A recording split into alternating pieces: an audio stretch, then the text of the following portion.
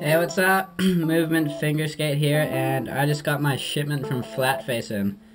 So I got a Flatface G12 wide premium, which I believe is 30 or 31 millimeters wide. It is a natural bottom ply with 2 reds and a blue with just straight up, I don't know, let's call that raw on top. So if you can see that. And then I got a pair of black dump trucks, which are sweet. I absolutely love dump trucks. Flatface G6s, turquoise, and a pair of O-Rings Revolution blue mediums. And I'm going to be doing a review. Oh yeah, and I also got a FBS Extra Smooth pre-cut on top with a little strip of rip tape, because I'm cool like that. So overall, the combination of the two is really good. Shipping was a bit slow because it is, early February right now, and I'm in New Zealand and there's been huge snowstorms and whatnot over on the East Coast. So it took about a week and a half for Micah to ship it, and it was sitting overnight in airports for up to 4 days in parts. So that was a bit shit, but I'm so stoked it arrived now, and it's totally worth the wait for anyone who's buying or waiting for orders to arrive. Let's talk about FBS tape first. FBS tape is made by Fingerboard Store. It apparently has a worn-in rip tape feel, which I totally agree with. I'm not actually too big on rip tape at first. I like it when it's worn in, so generally if I put it on a board, I don't actually like it that much. But FBS tape is straight out of the box, pre-cut or uncut, and it's amazing. The stuff is so anti-skid, it literally sticks to your fingers. I'm not even kidding. It's a bit thinner than rip tape. I don't know if you'll be able to see this, but it's probably only by maybe 0.2 of a millimeter or 0.1, which is kind of cool, so it gives your board that traditional look of having like a foam tape on top, yet it's a bit lower profile, so it keeps your board like, it gives it a bit more pop and it makes it a bit lighter. So overall, totally recommend it over rip tape. Sorry Black River, but that's just my preference. And this is a Flatface wide G12, and as you can see, it fits it pretty much perfectly. The other thing is rip tape fits Tech Deck's pre-cut perfectly.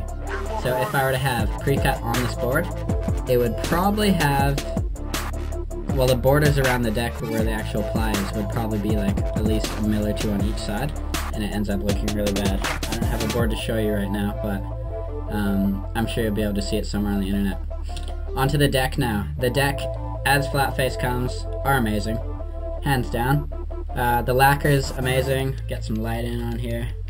As you can see, it's totally shiny. There's no flaws, there's no grazes, there's no imperfections whatsoever. It's super thick, which is great. Compared to, per se, let's go for one of their older boards. This is my straight up G12, just normal. I've been riding this pretty heavily for, I don't know, at least 8 months now. And as you can see, the lacquer is still pristine. I've been riding concrete spots. As you can see, this is sandstone. And the board takes it. It slides well and it doesn't wear off. It looks a bit duller compared to that, but I mean, for what it is, it's still there. And these are my boards. And as you can see, in comparison, they're virtually similar, which is totally awesome. Movement Finger Skate hit me up. The board itself is 30 or 31 millimeters wide, as opposed to the normal Flatfaces, which are 29 or 28. Sorry about this, I'm kind of down on my facts, but the difference isn't too great. Obviously it feels a little different under your fingers, but I think I'm actually one for a bit wider boards. My fingers aren't even that big, but it just the stability and whatnot feels really good under your hands. The boards are the same length. Sorry. Boards are the same length. Same shape, just a little wider. There's absolutely no flaws, which is amazing. I would totally recommend one. Every hole is drilled perfectly. I haven't had a problem, as opposed to a Berlin wood or even a spinal wide, if you say. The paint, unlike let's say just a tech-deck truck or any other painted truck on the market, doesn't come off. Here are my dump trucks that I've had for 8 months. Obviously because of the concrete, it's a little grinded, but if you look at the back or anywhere else, stereotypically or generically, like, the paint would have worn off on all of the truck and it would have been just underneath the hanger where it was still clinging on, but I don't know how he does it, but the paint just stays on. I've been riding concrete obstacles for the last 3 days on these, and there is no paint worn off. I mean, it's amazing. They're wide. They fit a wide deck, as you can see here. My wheels are on the same width, so it's not like it's a really unstable base. The kingpins, I'm sorry I can't show you, but the kingpins are actually, like, I don't know, moved into the hanger, so they don't actually do anything for the kingpin holes drilled on these boards. They're hidden, so they work on any other boards that doesn't have kingpin holes or whatever. You just don't need to worry about it. So these are definitely must. They're light, they feel great, as other trucks, they might even feel weird, makes your setup a bit heavier or whatnot, but you can't really tell the difference, or you can't tell the difference with these.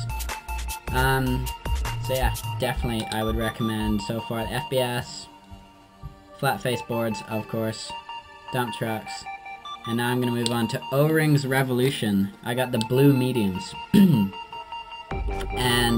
I thought these would be a bit stiff, and I don't like them. There you go. Look at this. My trucks are super tight. I don't know if you can see that, but they move around so much, and so, like, coming up to something, like, your board can literally be, like, horizontal while you're grinding, and it sucks. Like, I like tight trucks, and so here's this, and it's, like, cruising around so much. It's really horrible. So, for anyone, I wouldn't recommend the red ones, which are the softs. I think that it would probably be like riding nothing underneath your trucks. You might as well just ride without bushings if you were to get the soft ones, because this is soft. Like, seriously, this is moving around so much, and it's horrible. I've had them done up as tight as I can go, and they're still moving around like freaking, like, I don't even know. So yeah, that sucks. The cool thing is how they've bonded the washers to the actual bushing. I think mine are actually starting to come off. I would show you, but it takes too long and I want the video to be short. So if you are going to go for them, and you like the soft feel, get the blue ones. I haven't ridden the red, so I don't know how they're going to be, but just from preference from these, I think that they would be like retarded. They'd be like riding jelly or jello for your bushings. That's a cool concept, and it looks clean. I still like normal flat face Teflon bushings though, because those are a little bit less, well, they're a lot harder, but you still get the movement and it feels great. So overall, this setup is, I'm going to give it a 10 out of 10, really. Boards are amazing, the tape is great, the trucks are phenomenal, everything's perfect, minus the O-rings, but I mean, I'm going to live with it.